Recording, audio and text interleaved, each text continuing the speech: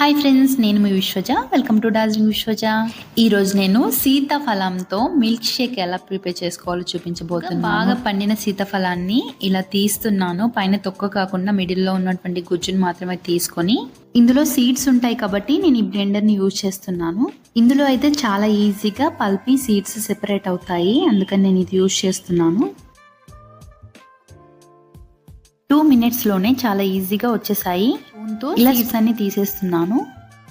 దీన్ని ఒక mixie jar తీసుకుని రెడీ చేసి పెట్టుకున్నటువంటి సీతాఫలాన్ని యాడ్ చేస్తున్నాను.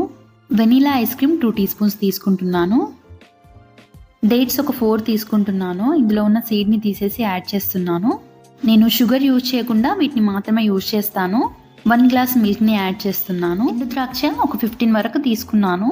ఇప్పుడు ఇవన్నీ బాగా మిక్స్ అయ్యేంత వరకు మిక్స్ చేసుకోవాలి. సీతాఫలం మిల్క్ షేక్ రెడీ అయిపోయింది. పైనుండి నచ్చిన డ్రై ఫ్రూట్స్ ని యాడ్ చేసుకోండి.